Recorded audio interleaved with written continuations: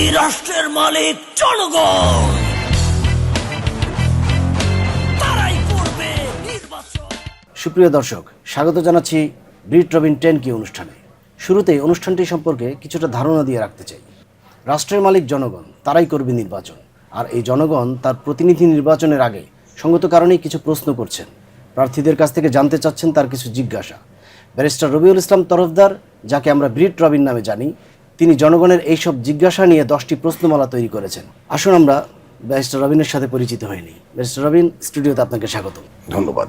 10টি প্রশ্নের মধ্যে 9 নম্বর প্রশ্নটি নিয়ে আজকে আমরা আলোচনা করতে চাই, যেখানে আপনি খুব একটি গুরুত্বপূর্ণ প্রশ্ন করেছেন যে কল্যাণ রাষ্ট্র বিনির্মাণে স্বেচ্ছাসেবা নীতি প্রণয়নের মাধ্যমে জনগণকে সম্পৃক্ত করার কী পরিকল্পনা আপনার আছে। আপনি এমপি প্রার্থীদের উদ্দেশ্যে এই প্রশ্নটি করেছেন। আসলে স্বেচ্ছাসেবা নীতি, এই বিষয়টা আপনার মাথায় কিভাবে আসলো, বা এই নীতিটা নিয়ে আপনি আসলে কি কারণে এই প্রশ্নে অন্তর্ভুক্ত করলেন?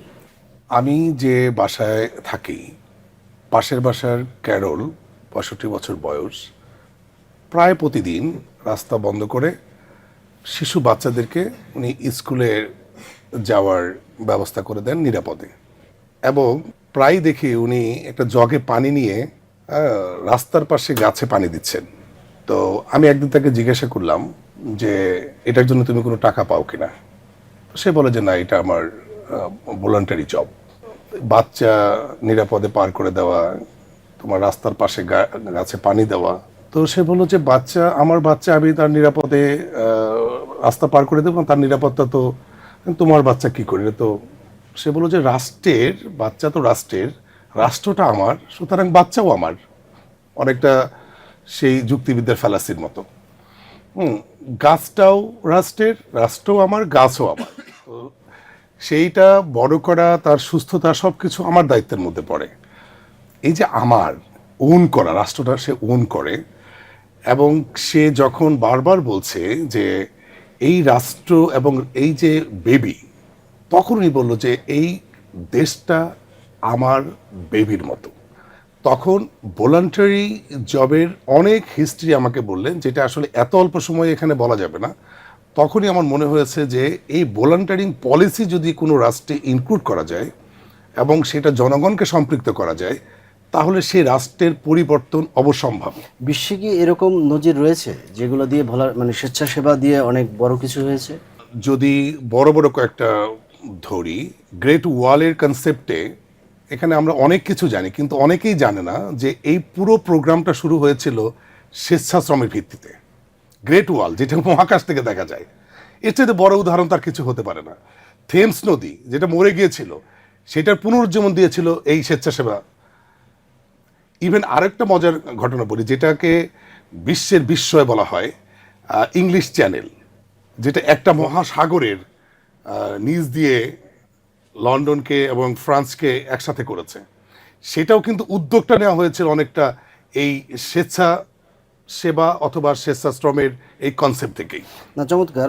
যদি সেই রকমই হয়ে থাকে তবে সেক্ষেত্রে তো বাংলাদেশের সম্ভাবনা অনেক বেশি, কারণ এই দেশের তো জনসংখ্যা, আমি যদি বলি 18 কোটি জনগণের 36 কোটি হাত, তাই না? কনসেপ্টটা আগে আমাদের ক্লিয়ার হওয়া দরকার যে আমরা সত্যিকার অর্থে দেশকে কিভাবে দেখি, আমাদের রাষ্ট্র দর্শনটা কি। আমরা আমার বেবির জন্য যে সময় দেই, যে শ্রম দেই, যে ভালোবাসা দেই, তাকে বড় করার জন্য যেভাবে ওন করি যে সন্তান আমার ভবিষ্যৎ, একই রকমভাবে যদি আমি ফিল করি যে রাষ্ট্র আমার ভবিষ্যৎ, তো সন্তানকে আমি যেভাবে বড় করছি, যেভাবে দেখছি আমার ভবিষ্যৎ হিসাবে, রাষ্ট্রকে যদি আমি সেইভাবেই দেখি, এবং সম্পৃক্ত করার কথাটা এই জন্য আনা হয়েছে, জনগণকে যদি সম্পৃক্ত করি, এবং জনসংখ্যা কোনো সমস্যা নাই, 18 কোটি মানুষের 36 কোটি হাত, সত্যিকার অর্থেই যদি ওই রাষ্ট্র দর্শন নিয়ে কাজ করে এবং পলিসি মেক করা যায়, পলিসি মেকিংয়ের যে বিস্তারিত আলোচনা যেহেতু এই অল্প সময়ের মধ্যে সম্ভব না, সেটা আমরা পরে করব, কিন্তু আমি বিলিভ করি যে সত্যিকার অর্থে পর্যাপ্ত গবেষণার মাধ্যমে যদি এরকম একটা নীতি প্রণয়ন করা যায় যাতে জনগণ সম্পৃক্ত হয় এবং এই 18 কোটি মানুষ, 36 কোটি হাত দেশ গঠনের কাজে নেমে যায়। আপনি যে কথাটা বলছেন সেটা আমরা বুঝতে পারলাম, কিন্তু আমাদের দেশের যে রাজনৈতিক দল, আমরা জানি প্রত্যেকটা দলেরই কিন্তু স্বেচ্ছাসেবী সংগঠন রয়েছে, অঙ্গ সংগঠন রয়েছে। আমরা সংগঠনগুলোর নাম নাই বললাম, প্রত্যেকটা রাজনৈতিক দলে রয়েছে এবং আমরা বিভিন্ন সময় দেখেছি দুর্দিনে তাদেরকে পাশে দাঁড়াতে, আবার কখনো কাজের চেয়ে অকাজ করতেও দেখেছি। পাকা ধান কেটে দেওয়ার নামে কারো ধান ক্ষেত মারিয়ে নষ্ট করে দেওয়ার উদাহরণও কিন্তু বাংলাদেশে রয়েছে। তো সেই ক্ষেত্রে আসলে মানে সত্যিকার অর্থে পলিসির কথা যেটা বলছেন, সেই পলিসিটা কেমন হওয়া উচিত বা পলিসি থেকে জনগণ রিটার্নটা কিভাবে আসলে পাবে?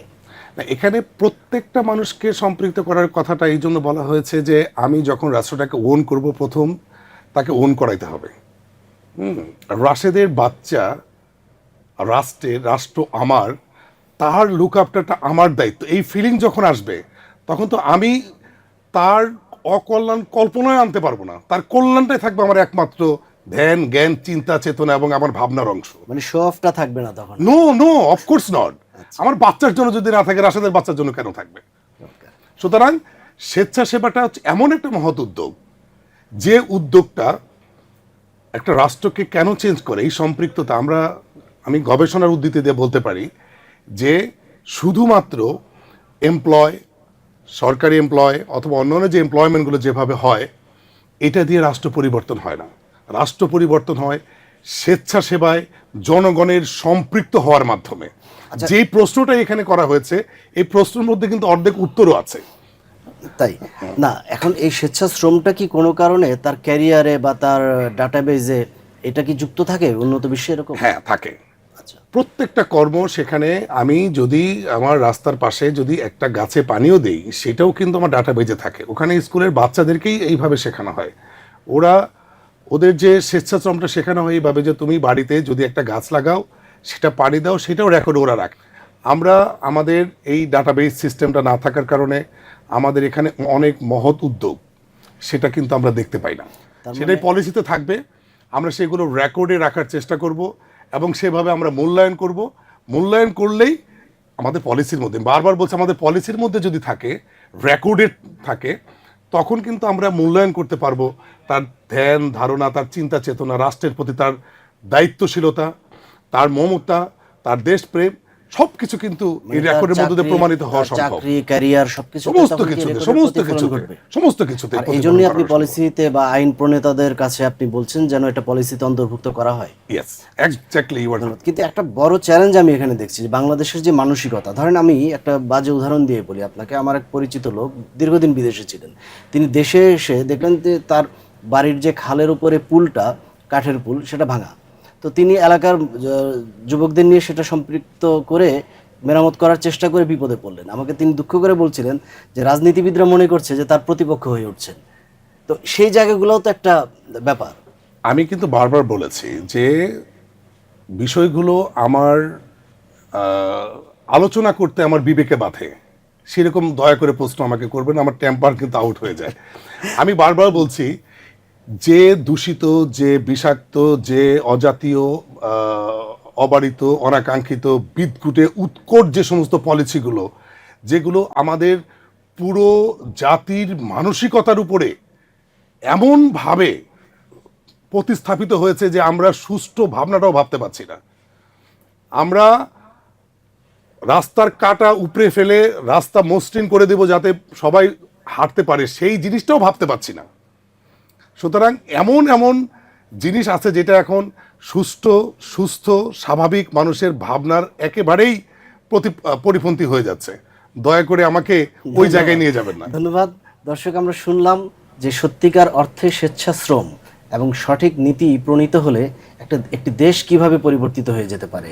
আমরা সবাই আসুন আগামী নির্বাচনে সেই রকম প্রার্থীকেই বেছে নেই, যেই প্রার্থী দেশের এই উন্নয়নগুলোকে সত্যিকার অর্থে ভাববেন, রাষ্ট্রকে নিজের সন্তানের মতো মনে করবেন এবং করতে যা যা করণীয় সেভাবে কাজ করবেন। ধন্যবাদ সবাইকে। আপনারা সবাই ভালো থাকবেন। দেখা হবে আগামী কোনো পর্বে। ধন্যবাদ।